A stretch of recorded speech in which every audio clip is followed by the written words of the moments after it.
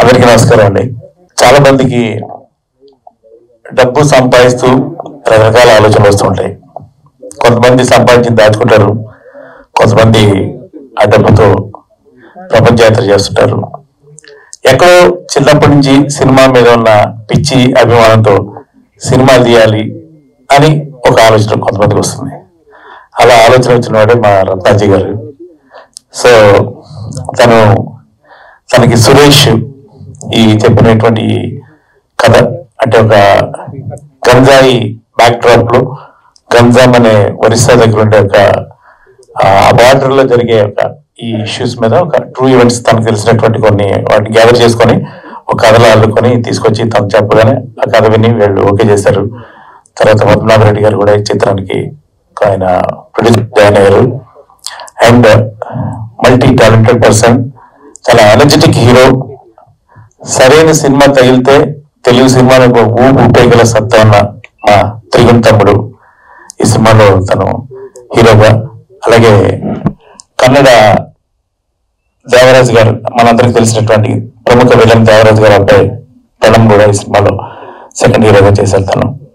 So ఈ సినిమాకి నేను మ్యూజిక్ చేశాను. ఇది I think release date producers announce చేస్తారు. సినిమా ఇంట్రెస్టింగ్ ఫిల్మ్ నాకు తెలిసి, ఒక మంచి బ్యాక్ డ్రాప్. ఇవాళ రేపు సినిమాలు చూడాలి అంటే మామూలు సినిమాకి ఎవరు రావట్లేదు, బ్యాక్ డ్రాప్ కొత్తగా ఉంటేనే సినిమా చూస్తున్నారు మనకి. ఎందుకంటే ప్రతి శుక్రవారం 6 నుంచి 7 సినిమాలు 10 సినిమాలు రిలీజ్ అవుతున్నాయి. అందులో ఏదన్నా ఒక్కటి బ్యాక్ డ్రాప్ బాగుంది అని అనిపిస్తే అందులో స్టార్స్ ఉన్నారా లేరా ఇవి ఎవరు పట్టించుకోవట్లేదు. సినిమాలు ఆటోమేటిక్ ప్రేక్షకులు హిట్ చేస్తున్నారు. సో ఈ సినిమా కూడా మంచి రీచ్ ఉంటుందని నేను మనస్ఫూర్తిగా నమ్ముతూ ఈ చిత్ర నిర్మాతలకి పెద్ద విజయం చేకూరాలని భగవంతుని కోరుకుంటాను. Thank you. అందరికీ నమస్కారం. ఫస్ట్ ఆఫ్ ఆల్ ఎక్కడి నుంచి ఈరోజు ఎక్కడి నుంచి మొదలు పెట్టాలో తెలియదు. చాలా ఒక 6 నెలలు అయింది లాస్ట్ ప్రేమదేశం రిలీజ్ అప్పుడు అందరిని కలిసాం.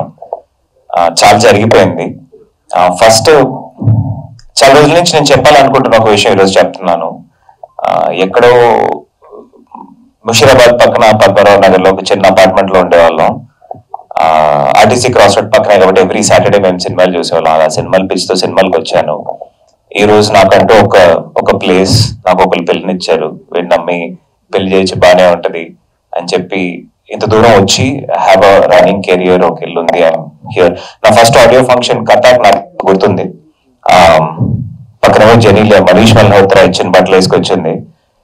నాకు అప్పుడు చేతిలో 1000 రూపాయల పైన లేదనమాట. 1000 రూపాయలకి ఏ షర్ట్ దొరుకుతుందో ఆ షర్ట్ ఆ రోడ్ నెంబర్ 36 మీదకి వెళ్తుంది. అమ్మా 1000 రూపాయలకి అప్పుడు షర్ట్ కూడా లేదు సరిగ్గా. మన బడ్జెట్ లో ఒక షర్ట్ తీసుకుని జూనియర్ ఎన్టీఆర్ గారు, ప్రకాష్ రాజ్ గారు, సురేష్ బాబు గారు, జనీలియా గారు వీళ్ళందరితో ఒక యాక్టర్ గా నేను ఇంట్రడ్యూస్ అయ్యి ఈ రోజు మీ ముందు ఇది నా 23వ సినిమా హీరోగా చేస్తున్నాను. Thank you so much. దీనికి ఏకైక కారణమైన నా మా అమ్మ నాన్న, దేవుడి కన్నా ఎక్కువైనా నా తెలుగు ప్రేక్షకులకి ఫస్ట్ కృతజ్ఞతలు చెప్పుకోవాలనుకుంటున్నాను. ఎందుకంటే అలాంటి ఈరోజు డబ్బులు పెట్టి సినిమా చూడాలంటే దానికి ఒక కారణం ఉండాలి. అసలు ముక్కు మొహం తెలియని మా లాంటి వాళ్ళని కూడా పుష్ చేశారు. ఈరోజు టిఎఫ్ఐ చాలా దూరం వెళ్తుంది. దాంట్లో మేము కూడా ఒక చిన్న, అంటే రాముడు బ్రిడ్జ్ కట్టినట్టు మేము కూడా ఉడతల చిన్న చిన్న రాళ్ళు తీసుకొచ్చేస్తున్నాం. ఫస్ట్ రత్నాజీ గారు మా ప్రొడ్యూసర్ గారికి థ్యాంక్ యూ చెప్పాలి. ఒకసారి please encourage new producers. Already పెద్ద స్థాయిలో 100 కోట్లు అవన్నీ జరుగుతున్నాయి. బట్ ఇవన్నీ కింద చక్రాలు లాంటివి. ఇట్లాంటి సినిమాలు లేకపోతే మూవ్ అవ్వదు. అండ్ సురేష్ గారు మా సినిమా డైరెక్టర్ దేవకట్ట గారి దగ్గర వర్క్ చేశారు. నాకు వస్తున్నప్పుడు ఏం మాట్లాడాలో అని ఆలోచిస్తున్నాను. ఎందుకంటే అడిగారు, సార్ హీరోయిన్ అంటే సార్ లాస్ట్ మినిట్ సినిమాలో 3-4 ఉన్నారు, ఒకరు కూడా తెలియదు. అసలు వీడియో మనకు చూపిస్తారు లేదు తెలియదు సార్ అంటే, సార్ వాళ్ళు నెక్స్ట్ ఈవెంట్స్ కి వస్తారు, మీరు ఏమైనా ఇంట్రెస్టింగ్ గా మాట్లాడండి. ఏం మాట్లాడదాం ఇంట్రెస్టింగ్ గా? పక్కన అమ్మాయిలు ఉంటే చూపిస్తారు, are you have to say something controversial. సరే ఏం మాట్లాడదాం ఇంట్రెస్టింగ్ అని ఆలోచిస్తుంటే యాక్చువల్లీ ఒక వారం నుంచి 2-3 అడిగా, బాగా ఇట్లా టీజర్ లాంచ్ ఉంది, టైటిల్ ఏంటి? గంజం. అసలే తెలుగు హీరోల పరిస్థితి ఏంటో తెలుసు. ఇట్లాంటి మాటలు చెప్తేనే తీసుకెళ్లి ఎంక్వైరీలు దీన్ని కూర్చోబెట్టేస్తున్నారు. ఇట్లాంటి టైంలో పిలుస్తావు ఏంటని చెప్పి చాలా మంది వెనకబడ్డారు. అయితే డెఫినెట్ గా సినిమా గురించి మనం మాట్లాడాలి, చేయాలి అన్న ఒక థాట్ ప్రాసెస్ స్టార్ట్ చేసాం. నేను ఇంటర్ వైజాగ్ లో చదివాను. అప్పుడు ఒక మంచి ఫ్రైడే రోజు కాలేజ్ కట్టుకొట్టి జగదాంబ థియేటర్కి వెళ్తే అక్కడ సూర్య విక్రమ్ సినిమా వస్తుందన్నమాట. అప్పుడు రిలీజ్ అయింది. మార్నింగ్ షో ఎవరు లేరు, వెళ్తే ఇదే బ్యాక్ డ్రాప్ మీద ఒక సినిమా చేస్తున్నారు, శివపుత్రుడు. సినిమా మొత్తం ఈ గంజాయి ట్రేడ్ మీద. నేను అనుకునేవాడిని, ఓ ఇలా కూడా ఉంటుందా ఇట్లాంటి సినిమా, ఎప్పుడైనా ఏదో ఒక పాయింట్ లో మనం చేయాలి అని. అట్లాంటి ఒక సబ్జెక్ట్ నాకు చెప్పారు. గంజాం అన్నది ఒక ఊరు ఒరిస్సా బార్డర్ లో. మాక్సిమం చాలా అక్కడి నుంచి వస్తుంది, ఏంటి వాళ్ళ లైఫ్ ఏంటని ఒక ట్రూ లైఫ్ ఇన్సిడెంట్ మీద ఆయన కథ రాసుకున్నాడు. అండ్ నేను చెప్పాను సార్, ఇట్లాంటి సబ్జెక్ట్ అంటే మంచి ఫోక్ పడాలి కదా, ఇప్పుడు నక్లీ స్కూల్స్ లాంటి పాట పడాలి కదా, కొంచెం లోపల జనాలు రీచ్ అవ్వాలి అంటే. అప్పుడు మా అన్న రఘు కుంచె గారు, థ్యాంక్ యూ సో మచ్ ఈ సినిమా చేయడానికి, చాలా రోజుల కల. ఒక 3 songs ఉన్నాయి, ఒక బ్యూటిఫుల్ మెలడీ ఉంది, అది ఇప్పుడు రిలీజ్ చేయలేదు. ఇప్పుడు ఫస్ట్ ఆయన డీజే సాంగ్ రిలీజ్ చేశారు, అది రిలీజ్ చేశారు. I hope you like it. Cinema త్వరలో రిలీజ్ అవుతుంది. మా ప్రొడ్యూసర్ రత్నాజీ గారు డేట్ అనౌన్స్ చేస్తారు. అండ్ దిస్ ఇస్ జస్ట్ ఒక కర్టన్ రేజర్, మీకు ఒక teaser and cinema look and feel చూపించాలని. త్వరలో ఇంకా ఎక్కువ పబ్లిసిటీ మెటీరియల్ తో మిమ్మల్ని నుంచి కలుస్తాం. It definitely be an interesting film. చాలా మంది చెప్తారు మీరు డిఫరెంట్ టైటిల్స్ చేస్తారండి, 24 Kisses, చీకటి గదిలో చిత్తగొట్టుడు. నేను దానికోసం వెళ్తానా, అది నన్ను ఎత్తుక్కుంటూ వస్తుందో తెలీదు. అలాగే ఈ గంజాం, ఇట్ ఈస్ డెఫినెట్ చెప్పినట్టు అక్కడ లీఫ్ స్టోరీ అని ఉంది. ఈ గంజాయి అని ఈ రోజు మన సొసైటీలో చాలా పెద్ద ప్రాబ్లం గా ఉంటున్న, చాలా పెద్ద ఇష్యూగా ఉంటున్న ఒక విషయం గురించి, ఒక లీఫ్ గురించి తీసిన ఒక స్టోరీ. డెఫినెట్ గా కొత్తగా ఉంటుంది. Like most of my other films enjoy చేస్తారు. Thank you so much. నమస్కారం అండి. ఇందులో నేను గరుడ అనే క్యారెక్టర్ చేశాను. నాకు ఈ అవకాశం ఇచ్చిన సురేష్ గారికి అండ్ రత్న గారికి, డ్రాగన్ ప్రకాష్ మాస్టర్ అయితే రాలేకపోయారు, అతనికి కూడా ఐఎమ్ వెరీ థ్యాంక్ఫుల్ అండి. ఈ సినిమాని అందరూ చూసి విజయవంతంగా చేస్తారని నేను ఆశిస్తున్నాను. ఎక్కువ మాట్లాడినా థ్యాంక్స్ అండి. నమస్తే అండి, నా పేరు సురేష్. విశాఖపట్నంలో పుట్టి పెరిగి అక్కడ యూనివర్సిటీలో చదువుకున్నాను. థియేటర్స్ నుంచి వచ్చాను. అసలు థియేటర్ నుంచి వచ్చినట్టు సినిమాలో తీయగలడు అని ఒక క్వశ్చన్ ఉంది. ఎందుకంటే కెమెరా మీద నాకు అసలు ఎటువంటి అవగాహన లేదు. నాకు తెలిసిందంతా ఒకటే, హ్యూమన్ ఎమోషన్స్. ఆ హ్యూమన్ ఎమోషన్స్ ను బేస్ చేసుకుని ఏదైనా సరే ఆలోచిస్తాను. ఒక పెద్ద ఆయన అడిగారండి నన్ను, మీరు అసలు సినిమా ఇండస్ట్రీకి వచ్చారు కదా, మీరు అసలు ఎన్ని సినిమాలు చూస్తారు అని. నేను చెప్పాను, నేను సినిమాలు ఎక్కువ చూడలేకపోయి ఉండొచ్చు సార్, కానీ నేను సొసైటీని ఎక్కువ చూస్తుంటాను సార్. ఆ సొసైటీలో ఉన్న ఎమోషన్స్ తోటే కథ వస్తుంది నాకు. ఆ కథ ప్రతి మనిషికి మనసుకు హత్తుకోవాలని నేను ఎప్పుడు అనుకుంటుంటాను. సో అలాగే నేను కథ రాసుకుంటాను. సో సినిమా మీద నాకు అవగాహన లేకపోయినా సినిమాలో ఉండే ఎమోషన్స్ మన నిజ జీవితం నుంచే వచ్చారు కాబట్టి నేను దాన్ని మాత్రం నమ్ముతానని చెప్పానండి. అయితే ఈ కథ విషయంలో వస్తే the most common point with Ratnaji గారు కానీ, మన హీరో గారు కానీ, రఘు గారు కానీ, చెప్పంగానే స్పాట్ లో వాళ్ళు కనెక్ట్ అయిపోయారండి. అది నిజంగా భగవంతుడు నాకు చేసిన చాలా చాలా బ్లెస్సింగ్స్ అనుకోవాలి. Thank you so much, one and all అండి. Thank you so much. So అంటే పిచ్ నాకు ఉండొచ్చు, కానీ నా పిచ్ని అర్థం చేసుకునేంత మనసు వాళ్ళకుంది. అది నిజంగా నా అదృష్టం అని చెప్పుకుంటాను. మరో విషయం అంటే, ఏదైనా ఒక పాయింట్ మనం పట్టుకుంటే అందులో నిజాయితీ ఉన్నప్పుడు అటువంటి నిజాయితీ మనుషులు మనకు దొరుకుతారు అనడానికి ఒక ఎగ్జాంపుల్ నాకు ఏంటంటే రత్నాజీ గారండి. మొట్టమొదటి ఆయన కథ చెప్పగానే ఆయన కరెక్ట్ గా 10 నిమిషాలండి, 10 నిమిషాల్లో ఆయన నాకు, సార్ ఈ కథ మనం చేస్తున్నాం అని చెప్పారు. సార్ ఒకవేళ మీకు ఆప్షన్ ఉంటే కనుక నేను ఇంకా వేరే కథలు ఉన్నాయి చెప్తాను సార్ అంటే, లేదు సార్ మనం ఇదే కథ చేస్తున్నాం, మీరు నాకు ఇంకో కథ కూడా చెప్పొద్దు, నేను అసలు డైవర్ట్ కూడా అయ్యే నాకు ఇష్టం లేదండి, 100% మనం దీంతో చేస్తున్నామని సార్ ఆయన అంటే, నాకన్నా ఆయన ఎక్కువ నమ్మారు ఈ కథని. అందుకు నేను ఎప్పటికీ మీకు రుణపడి ఉంటాను sir. Thank you so much. Hero గారి విషయం వస్తే, ఆయన చూస్తే 23 సినిమాలు చేస్తారు అప్పటికే. నేను చూస్తే ఒక సినిమాకి స్పెల్లింగ్ కూడా తెలియదు. ఏం చేయాలా, ఎలా ఏంటి అనుకుని లోపలికి వెళ్ళాను. వెళ్ళంగానే కథ చెప్పండి అన్నారు. కథ చెప్పాను. కథ చెప్పిన తర్వాత ఆయన ఆ క్యారెక్టర్ గురించి అడగడం మొదలు పెట్టారు. ఏంటి నన్ను ఒక ఆట ఆడుకోవడానికైనా అడుగుతున్నారా, లేదంటే కనుక క్యారెక్టర్ మీద ఇంట్రెస్ట్ మీద అడుగుతున్నారా అని చెప్పేసి నేను అనుకున్నాను. కానీ క్యారెక్టర్ గురించి చెప్పడం మొదలెట్టిన దగ్గర నుంచి ఆయన ఒక మిత్తులోకి వెళ్ళిపోవడం స్టార్ట్ అయ్యారండి. ఏం సార్ అంటే, లేదండి మీరు చెప్తున్న క్యారెక్టర్ ఉంది కదా, ఆ క్యారెక్టర్ లో నాకు ఒక రూరల్ ఏరియాలో ఒక కుర్రవాళ్ళు ఉంటారు, వాళ్ళ జీవితం నాకు కనిపించింది. ఇప్పుడు ఇప్పుడు చుట్టుపక్కల మన అరకు లేదంటే బాడేరు కానీ ఇలా లేదా ఆంధ్రప్రదేశ్ బార్డర్స్ లో ఉన్న కొన్ని ఊర్లు ఉన్నాయి కదా, ఈ రూరల్ ఏరియాస్ లో కుర్రవాళ్ళు రియల్ గా ఎలా జరుగుతుందో ఆ క్యారెక్టర్స్ నాకు కనిపించాయి. మన సినిమా చేయడానికి ముందుగా ఒక రోజు ముందు వెళ్ళిపోదాం, ఆ కుర్రాళ్ళతో నేను తిరుగుతానండి అని చెప్పారు. మేము నిజంగా అలాగే చేశాం సార్. పాడేరు పండగకి వెళ్ళాం, పండగలో ఈయన ఆ కుర్రాళ్ళతో కలిసి తిరిగారండి, వాళ్ళతో డాన్సులు వేశారు, వాళ్ళలో ఒక మనిషి అయిపోయారు. సో అక్కడే అసలు ఆయనకి సంస్కృతి కానీ ఆ కుర్రవాళ్ళ జీవితం ఎలా ఉంటుంది, వాళ్ళు ఏ ఏ పరిస్థితుల్ని ఎలాగా ఆకలింపు చేసుకుంటారు, తర్వాత ఎటువంటి పరిస్థితిలో కొన్ని లోపడిపోవాల్సి వస్తుంది, ఇలాంటి విషయాలన్నీ కూడా ఆయన పర్సనల్ గా ఎక్స్పీరియన్స్ చేశారండి. ఈవెన్ మేము ఆ కాస్ట్యూమ్స్ కూడా ఎక్కడ నేటివిటీ మిస్ అవుతుందేమో అని చెప్పి ఆ జాతరలో వాళ్ళు ఏవైతే కొనుక్కుంటారో అదే కాస్ట్యూమ్స్ ఆయన వేసుకునే డ్రెస్, షర్ట్ నుంచి ఆయన మెడలో వేసుకునే దండ వరకు ప్రతిదీ కూడా ఎక్కడ మిస్ అవ్వకూడదు అని చెప్పేసి చివరికి ఆయన ఎంత డెడికేషన్ అంటే, ఇప్పుడు ప్యూమా అనే కంపెనీ పేరు PUMA ప్యూమా అని ఉంటుంది, కానీ దాని ఇమిటేషన్స్ ఉంటాయండి. ఈ కుర్రోళ్ళంతా బయట వేసుకుంటుంటారు, PAMA అని ఉంటుంది, పామా అని చెప్పి. అది క్లియర్ గా అబ్జర్వ్ చేస్తే గానీ మనకు తెలియదు అది ప్యూమానా పామా అని చెప్పి. అలాగే ఆయన కావాలని అలాగా ఇమిటేషన్ ఉన్న షూస్ ఎక్కించి మరి వేసుకోవడం జరిగింది. So it shows about his dedication in that specific character. So అది నాకు చాలా నచ్చింది అండ్ నేను మెస్మరైజ్ అయిపోయాను. నేను ఒకటి యాడ్ చేయాలి, ఎందుకు ఇది చేసాం అంటే కథలో స్టఫ్ అలాంటిది. స్టఫ్ గురించి చేసేటప్పుడు ఉన్నారని కాదు, లేకపోయినా సరే ఇదే చెప్తాను. మన విషయం రఘుకుంచ గారు, ఆయనకి ఏంటంటే అప్పటికే ఒక సరే ఇండస్ట్రీ ఎన్ని ఇండస్ట్రీ అని చెప్పనండి, నంబర్ చెప్తే బాగోదు.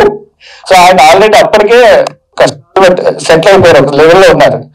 నాకేం తెలియదు, సంగీతం మీద ఒక అవగాహన ఉందే తప్ప సంగీత పరిజ్ఞానం నాకు లేదు. కానీ ఆయనకి ఏంటో చెప్పాలి, ఆ సిచ్యుయేషన్ చెప్పి ఆయన చేత ఒక మంచిగా మనసుకు రంజింపజేసి ఒక ట్యూన్ రప్పించుకోవాలి.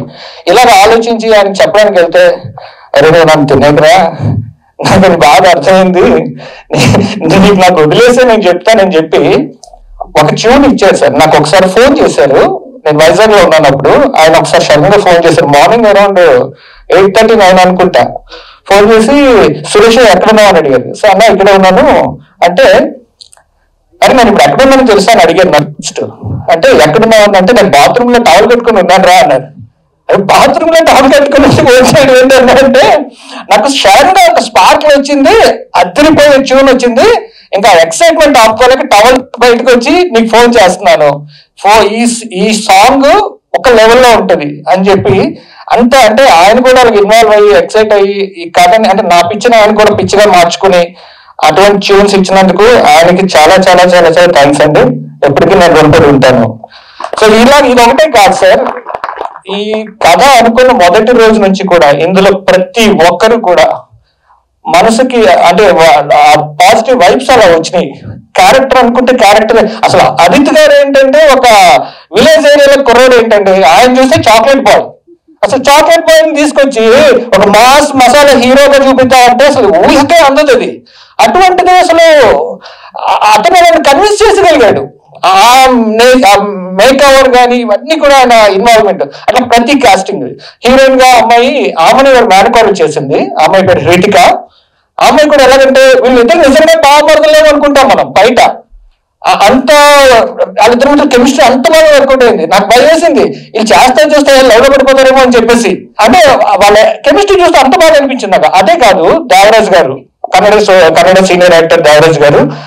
అంటే జనరల్ గా మీరు పోలీస్ కమిషనర్ క్యారెక్టర్ అనేసరికి ఒక అరిచేసి ఒక అగ్రెసివ్ గా లేదంటే కనుక అని మనం జనరల్ ఫెరోషియస్ క్యారెక్టర్స్ చూస్తాం, పోలీస్ క్యారెక్టర్. బట్ మీరు ఒక కొత్త రకమైన పోలీస్ క్యారెక్టర్ చూస్తారు, పోలీస్ కమిషనర్ క్యారెక్టర్ చూస్తారు.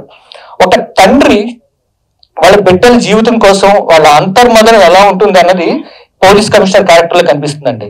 మీకు దీనిలో ఒక చిన్న డైలాగ్ చెప్తాను సార్. అంటే మనం ప్రతి ఒక్కరు కూడా మన జీవితంలోని చూస్తుంటాం, కొందరు ఇన్నర్ గా ఫీల్ అవుతుంటాం, కొందరు తెలుసుకోకుండా దాన్ని వదిలేస్తూ ఉంటారు. ఏంటంటే ప్రతి ఇంట్లో జరిగేది ఇది. సెల్ ఫోన్లు, చిన్నపిల్లల చేతుల్లో సెల్ ఫోన్లు పెట్టేస్తారు. ఆడుకుంటాడో లేదంటే అన్నం తింటాడో ఏం చేసినా చేతిలో సెల్ ఫోన్ ఉంటుంది. వయసు చూస్తే 1 year ఉంటుంది. ఏ పేరెంట్ గారు కూడా నేను ఎన్నోసార్లు ఎంతో మంది ఆ చిన్న పిల్లల చేతులు సెల్ ఫోన్లు పెట్టిన పేరెంట్స్ తోటి నేను గొడవ పడ్డానండి. మీరు ఎందుకు పెడుతున్నారు చేతిలో అంటే వాడు ఏడుస్తాడు. ఏడవనండి, ఏడుపు ఆరోగ్యానికి మంచిదేగా. ఎందుకంటే మీరు దానికి సెల్ ఫోన్ పెడతారు, ఒకరోజు ఏడుస్తాడు, 2 రోజులు ఏడుస్తాడు, 3వ రోజు అర్థమవుతుంది వాడికి నేను అంత ఏడ్చిన నాకు సెల్ ఫోన్ ఎవరు మూసుకుని తినడం బెటర్ అని చెప్పేసి. సో దీన్ని బేస్ చేసుకుని ఒక పోలీస్ కమిషనర్ ఒక డైలాగ్ ఉంటుందండి. పిల్లలందరూ కూడాను ఒక పార్టీలోని డ్రగ్స్ అవి తీసుకుని దొరికిపోతే వాళ్ళకి కమిషనరేట్లు కూర్చోబెడతారు. వాళ్ళ కమిషనరేట్ లో వాళ్ళు కూర్చోబెట్టి వాళ్ళు కౌన్సిలింగ్ ఇవ్వాలి సార్ అని చెప్పేసి ఎస్ఐ అంటాడు కమిషనర్ దగ్గరికి వచ్చి. ఆయన అంటాడు, వీళ్ళకి కాదే కౌన్సిలింగ్ ఇవ్వాల్సింది, మనం వీళ్ళ తల్లిదండ్రులు పిలవండి అని చెప్తారు. ఎవరు అంటే కనుక సార్ వాళ్ళంతా బాగా ఉన్నవాళ్ళు సార్ అంటారు. ఉన్న వాళ్ళకి బస్ కొట్టుకున్న వాళ్ళకి తేడా ఉంటుందిలే. సో ఉన్నవాళ్ళు ఎప్పుడు కూడా అంటే ఉన్నవాళ్ళంటే ఉన్నతంగా ఉన్నవాళ్ళు, ఉన్నవాళ్ళంటే ఉన్నతంగా ఉన్నవాళ్ళు. అదేంటి ఆలోచనలోనే ఉన్నతంగా ఉండాలి, అన్నింటిలో కూడా ఉన్నతంగా ఉండేవాళ్ళు. సో వాళ్ళు బాగానే ఉంటారు. కానీ ఉన్నది అని కొట్టుకునే వాళ్ళు ఉంటారు కదా, వీళ్ళంతా వాళ్ళు. అందుకే ఏంటంటే పిల్లలకి ఇష్టం వచ్చిన డబ్బు ఇచ్చేయడం, ఊరి మీద వదిలేయడం ఇలా చేస్తూ ఉంటారు. వాళ్ళకైతే కనుక పేరెంట్స్ కి కౌన్సిలింగ్ చేసుకోవాలి మనం అని చెప్పి పిలుస్తారు. వాళ్ళకి ఒక మాట చెప్తాడు, చిన్నతనంలో మీ చేతులు మీకు అడ్డుగా ఉన్నారని మీ పిల్లలు మీ పనులకి అడ్డంగా ఉంటున్నారని చెప్పి వాళ్ళ చేతులు సెల్ ఫోన్లు పెట్టేసి మీరు తప్పించుకున్నారు. అదే సెల్ ఫోన్ లో వాళ్ళు ఎదిగిన తర్వాత వాళ్ళు ఏం చూస్తున్నారు, అది చూసి బయటకు వెళ్ళి ఏం చేస్తున్నారో మీకు తెలుసుకోలేని దుస్థితిలోకి మీరు వెళ్ళిపోతున్నారు. ఈ రోజు మీ పిల్లలు బయట ఏం చేస్తున్నారో తెలుసుకోండి. మొదట మీరు కనీసం మీ పిల్లల కోసం కొన్ని వేలు ఇచ్చామా, లక్షలు ఇచ్చామా, లేదంటే ఫారిన్ బైక్లు ఇచ్చామని కాదు, వాళ్ళకి సమయాన్ని ఇచ్చామా, మీరు వాళ్ళతో ఆప్యాయంగా సమయాన్ని ఇచ్చామా, మీరు ఆప్యాయత వాళ్ళతో పంచుకుంటున్నారా, ఇది ఇవ్వండి. అప్పుడు మీకు వాళ్ళకి వేరే కొత్త అలవాట్లు కానీ కొత్త వ్యసనాలు కానీ అలవాటు పడే అవసరం ఉండదు. కాబట్టి మీరు ఇక ముందు అయినా సరే తప్పులు తెలుసుకొని మీ తల్లిదండ్రులుగా ముందర వాళ్ళు మీ బాధ్యతలు చూపించండి. అంతేగాని మీరు ఎంత సంపాదిస్తున్నాను లేకపోతే సొసైటీలో ఎంత పేరు తెస్తున్నాను కాదు, దానికన్నా మించి ఒక తల్లిదండ్రులుగా మీరు ఎంత బాధ్యతను మీరు నెరవేరుస్తున్నారని తెలుసుకోండి అని చెప్పి వాళ్ళు చెప్తారు ఆయన పోలీస్ కమిషనర్ క్యారెక్టర్. అంటే ఈ క్యారెక్టర్ కూడా ఏంటంటే ఒక బాధ్యతాయుతంగా ప్రతి క్యారెక్టర్ కూడా, ఇప్పుడు హీరో క్యారెక్టర్ కానీ హీరోయిన్ కానీ లేదంటే ప్రతి ఒక్కరు కూడా ఇలాగే ఇది ప్రతిదీ కూడా మన సొసైటీలో మనకు ప్రెసెంట్ జరుగుతున్న ఇన్సిడెంట్లని ఎమోషనల్ గా చూపించాలని ప్రయత్నించానండి. ఎక్కడైనా పొరపాట్లు జరిగితే క్షమించండి, కానీ మమ్మల్ని అందరినీ ఆశీర్వదించండి. Thank you so much. అందరూ ఆదరించాల్సిందిగా కోరుతున్నాం కొత్త ప్రొడ్యూసర్లని కొద్దిగా. ఈ ప్రొడ్యూసర్స్ అన్నది వీళ్ళు చాలా ప్యాషన్ తో వచ్చారండి. సో వాళ్ళకి ఫోన్ చేసి ఏమన్నా ఈ సినిమాకి ఏం బాగుంటే ఉంటది, ఏముంటే బాగుంటుంది అని అడిగేవారు. సో వీళ్ళు చూపించారు, అవుట్పుట్ చూపించారు, చూశాను. ఆ సాంగ్ అప్పుడు షూట్కి వెళ్ళాను నేను, చాలా బాగా చేశారు అందరూ. సో అండ్ అజయ్ తరుణ్ గారు హీరో గారి గురించి, సో తను 23 ఫిలిమ్స్ చేశారు అంటున్నారు. ఇప్పటికీ స్టిల్ ఆయన చూస్తే అసలు ఎంత ఫ్రెష్ గా ఉన్నారంటే అంత ఫ్రెష్ గా ఉన్నారు. అదే నేనేమంటున్నా అంటే ఆయన నిజంగా చాలా కష్టపడి, ఎవరికన్నా 99% కష్టం ఉన్నా సరే 1% అదృష్టం ఉండాలంటారు. సో అది ఖచ్చితంగా ఈ సినిమాతో వస్తుందని చెప్పి అనుకుంటున్నా. ఎందుకంటే ఆయన నాకు ఎప్పుడో లైఫ్ రావాలి. సో ఆయన చాలా ఇన్స్పిరేషన్. ఆయన లాస్ట్ టైం కూడా ఒక స్పీచ్ ఇచ్చారు. సో అది చాలా ఎమోషనల్ గా మాట్లాడారు. ఎందుకంటే ఆ బాధ అన్నది తెలుసు నాకు, యాజ్ ఒక ఆర్టిస్ట్ గా, ఒక డైరెక్టర్ గా, ప్రొడ్యూసర్ గా ఈ కష్టాలని మనం అందరం చూస్తూ ఉంటాం. సో ఇప్పుడు నెక్స్ట్ వచ్చేసి మన రఘు గుంజయ్ గారు, ఆయన స్లో పాయిజన్ అంటారండి. ఆయన అంటే మెల్లమెల్లగా ఎక్కుతూ ఉంటారు. సో ఈ సాంగ్ కూడా ఇప్పుడు చూసింది మీరు ఒక 1 month తర్వాత ఇది ఒక స్లో పాయిజన్ ఎక్కి మొత్తం అన్ని చోట్ల ఇది కనబడుతుంది. సో అండ్ ఈ సినిమా గురించి ఆ డైరెక్టర్ గారు చెప్తున్నారు, అక్కడికి వెళ్ళి గంజాయి గురించి రీసెర్చ్ చేశాను. నాకు తెలిసి కొట్టుంటారు, గంజాయి కొట్టారా డైరెక్టర్ గారు? అది కొట్టే చేస్తుంటారు, లేకపోతే అంత అది రాదుగా. అది ఆ ట్రాన్స్ లో ఉంటేనే అది వస్తుంది. నాకు తెలిసి ఏపీ ప్రభుత్వంలో చాలా ఇది హెల్చర్ గా టాపిక్ నడుస్తుంది. ఈయన పట్టుకుంటే మొత్తం అంతా బయటకు వచ్చేస్తుంది. ఎందుకంటే ఈ హీరో గారిని ఈయన పట్టుకెళ్ళి ఫస్ట్ నిజంగా ఇంట్రడక్షన్ చేయాలి ఖచ్చితంగా. సార్ నాకు స్మోక్ ఎలర్జీ అండి. సో నేను టీ టాట్లండి. అంటే ఇప్పుడు మీరు చెప్పిన కాన్సెప్ట్ ప్రకారం అయితే అంటే టీలో కలుపుకొని తాగుతారు అన్నమాట, సరేనా? మీరు అపార్థం చేసుకోవద్దు. సో ఖచ్చితంగా మీరు కొంచెం చూడాలి మీడియా కూడా, ఎందుకంటే సార్ దగ్గర ఇన్ఫర్మేషన్ బాగుంటది. సో అండ్ అది తరుణ్ బ్రదర్ కి రీసెంట్ గా మ్యారేజ్ అయింది. All the best brother. ఈ గారి నుంచి మొత్తం అంతా మీకు సక్సెస్ లో ఉంటాయని చెప్పి కోరుకుంటున్నా. Thank you very much. అందరికీ నమస్కారం. మేము ఇండస్ట్రీలో కొత్తగా ఇప్పుడే వచ్చాం కాబట్టి మాకు చాలా తెలుసుకోవాల్సిన చాలా ఉన్నాయి కాబట్టి ఇప్పుడే మేము మాట్లాడలేకపోతున్నాం. ఏం మాట్లాడినా కూడా పరిస్థితి బాగాలేదు. మేము కూడా ఏం మాట్లాడలేం. మేము మాట్లాడే ఎత్తనం ఉంది. ఖచ్చితంగా మాట్లాడే ఉంటాం, మాట్లాడకుండా ఉందాం. ఇప్పుడేం మాట్లాడకూడదు అనుకుంటున్నాం కదా మాట్లాడలేదు అంతే.